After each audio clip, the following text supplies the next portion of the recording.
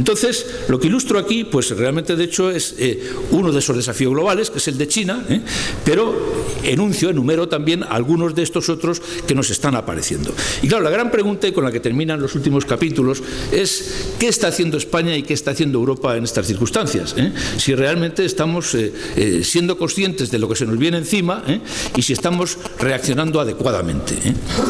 Bueno, en este sentido hay una corriente de pensamiento económico que habla de la economía institucional, que lo que realmente plantea es que una de las claves del desarrollo económico y del éxito de los países tiene dos componentes fundamentales. Un adecuado diseño institucional y luego, una vez que el diseño institucional está convenientemente hecho, pues la calidad de las instituciones, la calidad en el funcionamiento de las instituciones.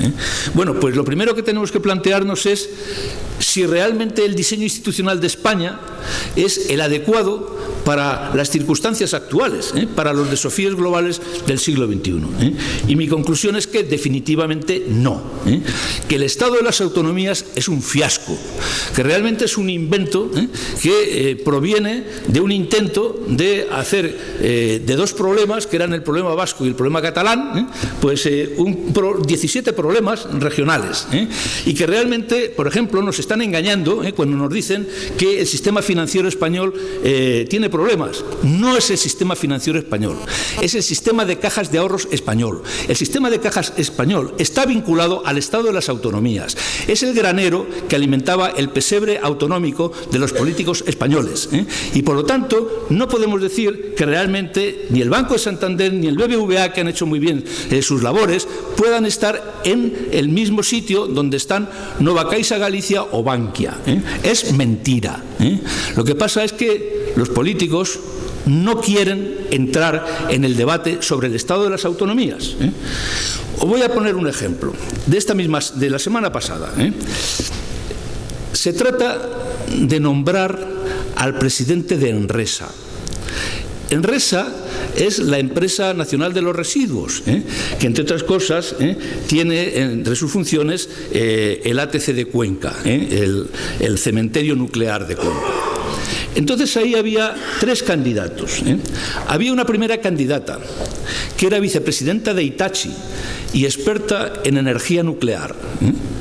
No tenía perfil político, fue descartada automáticamente. Quedaron dos candidatos.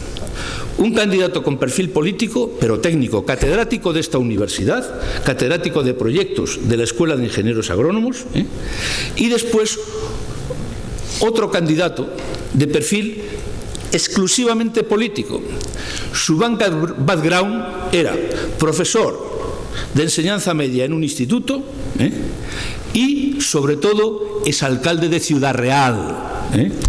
Bueno, de pronto me llega la noticia, la leo, un sábado, que, bueno, descartada la figura técnica, que seguramente hubiera sido la idónea, es como el Gorigulciarri de Enresa, pues nos quedan dos candidatos, uno con perfil técnico y otro con perfil político, el exalcalde de Ciudad Real.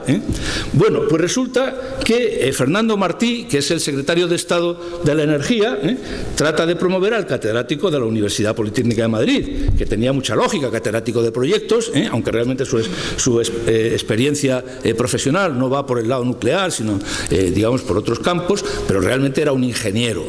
Bueno, pues la señora Cospedal lo que hace es decir, oiga, que yo cuando apoyé a Cuenca para que fuera el sitio de los residuos nucleares fue con la condición de que yo iba a nombrar al presidente de Enresa. Y entonces, ¿qué pasa? Pues que la señora Cospedal lo que hace es guardar su corralito. Por eso cuando Krugman habla de que puede haber un corralito en España, si ya tenemos 17, 17 corralitos autonómicos. Entonces, cada, digamos, presidente autonómico, los denominados varones, que es el equivalente a los antiguos caciques regionales, pues cuidan su corralito. Y entonces la señora Cospedal lo que hace es llegar a una solución salomónica.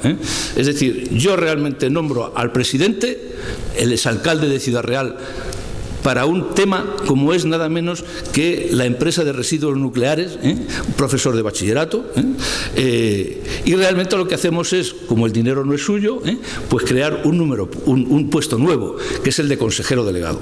Y entonces realmente, de hecho, pues al final aquí paz y después gloria. Todos hemos llegado a un acuerdo donde los políticos han conseguido sus objetivos. El presidente es el exalcalde de Ciudad Real y el consejero delegado es nuestro querido catedrático de esta universidad, que es seguramente el que, en buena lógica, una vez descartado el perfil puramente técnico, debía haber quedado como presidente. Bueno, pues este es el ejemplo de que seguimos sin aprender, porque esto que se ha hecho con Enresa es exactamente lo mismo que se hacía con las cajas de ahorros. Es decir, aquí los perfiles técnicos quedaban automáticamente descartados. El Goirigolzarri, si realmente no hubiera sido por la crisis de Bankia, nunca hubieras podido ser presidente de una caja de ahorros, porque no tiene perfil político. Y entonces, una cosa tan difícil como gestionar un sistema financiero en manos de políticos. Bueno, pues este es el resultado.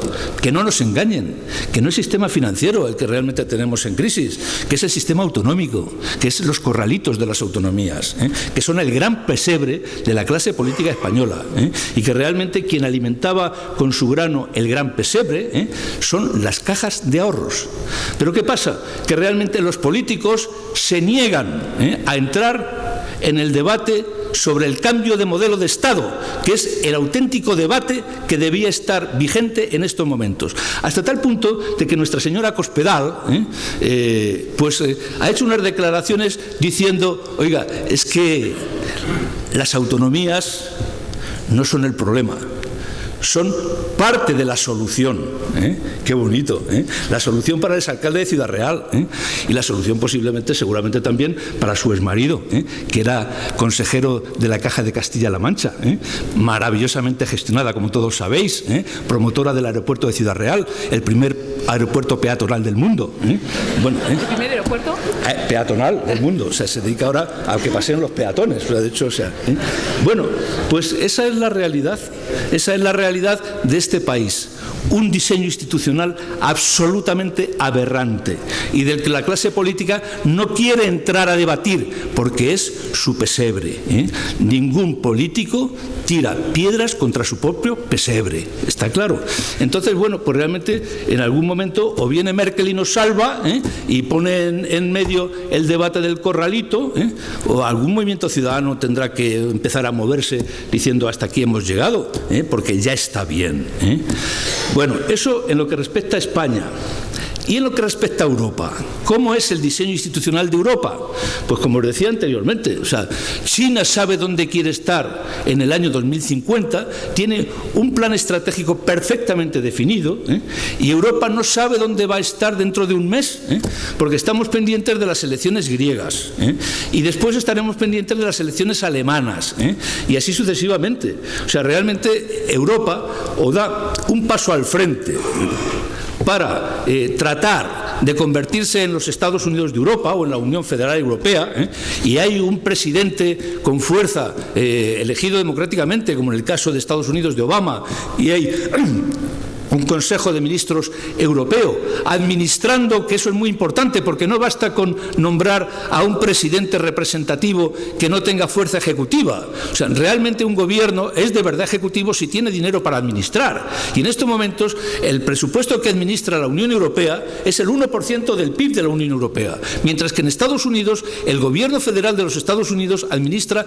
el 20% del PIB de Estados Unidos. Por lo tanto, se trata de que hay que nombrar a un presidente de la Unión Europea, a un Consejo de Ministros europeos y administrando un importante porcentaje del PIB de la Unión Europea. Un mínimo del 10% para arrancar, pero realmente yendo hacia el 20%. Y entonces sí que realmente podemos hablar de una Unión Federal Europea, de unos Estados Unidos de Europa. ¿Por qué no hemos avanzado tan deprisa, o por qué tenemos crisis como lo que actualmente estamos desarrollando en estos momentos? Yo creo que el gran problema que ha tenido Europa en su desarrollo ha sido el que no ha sabido desarrollar la Europa de los ciudadanos. La Europa de los ciudadanos. Fijaos que mi propuesta es que presentemos al Parlamento Europeo un plan de euroicastolas. ¿qué serían las euroicastolas? Vamos a aprender de qué es lo que hacen los nacionalistas. ¿Qué es lo que hacen los nacionalistas? Lo primero, secuestrar la enseñanza primaria. ¿Por qué? Porque realmente, con el pretexto de la enseñanza del idioma, del euskera o del catalán, lo que hacen es inocular en vena a los niños nacionalismo, nacionalismo excluyente, nacionalismo separatista. Y esos niños, cuando van creciendo, dan lugar a espectáculos como el que vimos el otro día, esa vergüenza que tuvimos que vivir todos en el Vicente Calderón, que realmente no tiene parangón en ningún otro lugar del mundo, en ninguno. Y es consecuencia de las inmersiones lingüísticas del euskera y del catalán, que como idiomas son absolutamente respetables, que como cultura es absolutamente respetable, pero que como elemento de separación excluyente entre los españoles es una vergüenza. Bueno, pues realmente esta es la situación. Entonces, ¿qué serían las euroicastolas? Precisamente serían, digamos, euroescuelas en los que realmente estuvieran acreditadas posiblemente por los Centros de Estudios y Documentación Europea, los CEIDES, a los que dotaríamos de mucha más relevancia, poniendo el sello de en esta escuela se enseña educación para la ciudadanía europea. ¿Y eso qué quiere decir? Que aquí se enseña historia de Europa, y geografía de Europa, y cultura de Europa, porque Europa es un maravilloso proyecto. El problema es que realmente nosotros estamos construyendo Europa a base de reacción ante las grandes crisis. Fijaos que la idea de la Unión Europea fue una idea consecuencia de la Segunda Guerra Mundial. Lo que Schuman y Monnet plantearon en su momento, con De Gasperi, por ejemplo, pues realmente era que no podíamos tener en Europa una tercera guerra mundial, pero realmente el origen era casi reactivo, o sea, no podemos permitirnos una tercera guerra mundial en Europa, y entonces se genera la idea de Europa. Y la idea del euro, recordáis, que fue una reacción a la crisis del dólar, cuando se pasa de un sistema de cambios fijos a cambios flotantes, en los años 70, hay que inventarse la serpiente monetaria, y entonces llegamos al final del recorrido al euro.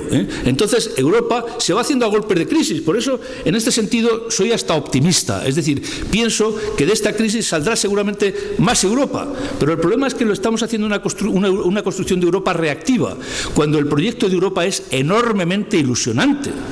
Si es que tenemos los mejores museos del mundo, las mejores catedrales del mundo, los mejores literatos del mundo, una historia común impresionante, salvo siglos XIX y XX. Yo empezaría a enseñar en estas euroescuelas historia de los siglos XIX y XX en Europa, para que no se repitiera la tragedia de las dos guerras mundiales que vivimos, y que sepan que una Europa desunida puede llegar a eso, a lo que vivimos en los primeros años del siglo XX, a dos guerras mundiales, y que la única forma de poder avanzar es precisamente mediante la unión, pero con un sentido positivo. Si es que realmente tenemos a Schopenhauer, y tenemos a Kant, y tenemos a Freud, y tenemos a Marx, y tenemos a Degas, y tenemos a Velázquez, si es que lo tenemos todo, para que realmente, de hecho, nos proyectemos sobre una idea positiva de Europa y no una idea reactiva a los problemas que van surgiendo en Europa. Bueno, pues este es el planteamiento. O sea, el planteamiento es que el tiempo perdido desde el año 57, donde seguramente ese mercado común europeo se debía haber llamado ciudadanía y mercado común europeo, y donde se debía haber empezado por inocular, entre comillas, europeísmo a los niños, entonces se hubiera evitado posiblemente que en Francia se hubiera votado no en el 2005 a la Constitución Europea, y en Holanda, y que seguramente Marine Le Pen no tuviera en estos momentos el 20% de los votos en Francia, y así sucesivamente. Realmente ese es el tema. Tenemos una carencia de la Europa de los ciudadanos, que hay que empezar por los colegios, hay que empezar en primaria, y realmente, bueno, pues a lo mejor tenemos que empezar a recoger firmas para que el Parlamento Europeo considere el proyecto de las euroescuelas, irónicamente denominadas euroicastolas. Bueno, pues este es un poco el planteamiento. O sea, no quiero extenderme más, porque si no realmente nos van a dar las 12 de la noche aquí, y quisiera dar tiempo para para el coloquio. Entonces yo voy a pedir ahora que hagamos un acto de afirmación europeísta.